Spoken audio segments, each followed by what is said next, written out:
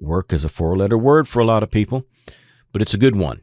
And it's a good thing for you to be involved in because it will prove you, it will develop you, it will make out of you everything you've always wanted to be. Anything great, as I've said, only came by work. So work is not a bad thing. It's not something to dread.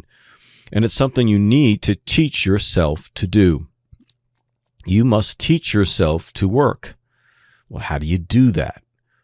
Well, the way that you do that is you begin with the small things in life. You see, when we tend to talk about achieving goals and dreams and we get all motivated about something, the problem is that we think of things too grand for ourselves for where we are right now. We can achieve those things eventually, but in terms of where we are right now, we overcommit. We come up with too many things to do. And so the problem with that is that you don't normally keep it up. You end up reverting back to the way you were, and then you turn on yourself because you say, I knew it. I knew I couldn't do this. It's all motivational mumbo jumbo. I can't do this. I'm not disciplined enough. And so you keep falling back to your default position. The goal was too ambitious. The goal was simply too big or too grand for where you are right now. So the important thing for you to do is to acquire a taste for work. That's what you want to do. You want to acquire a taste for work, even for work that you don't necessarily enjoy doing. And in order to do that, you have to minimize what it is that you're trying to achieve. Because again, learning to do or love to do the things that you don't normally want to do means you have to have a taste for outcomes. And you can't get a taste for outcomes if everything you set yourself to do is too big for you right now. So if we can create smaller tasks, smaller achievements that are much, much easier for you to do, and you can do them daily, that will give you a taste over time for work, a taste over time for achievement. The only way to acquire a taste for work, because there's never really anything pleasant about it, is to love results, love outcomes. And the only way to create a love of outcome or results is to create some. And you do that by creating small ones.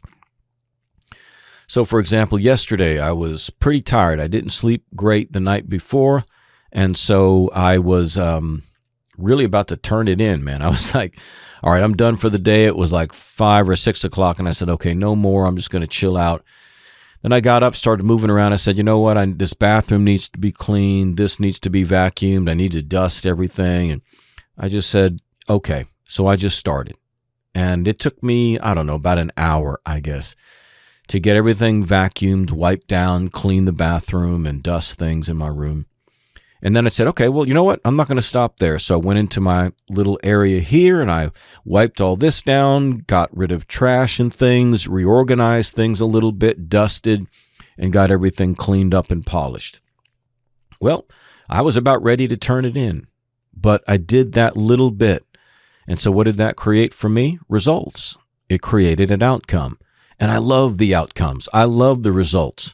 And the more I love results, the less intimidated I am by the things that create those results. You see, when we crave and desire for great things, but we know we're not self-disciplined enough to do them, we don't truly know what it is that we want or as it really is. We think we do. And so we say, I want this so bad, but I know I can't trust myself to go and do the work to get it.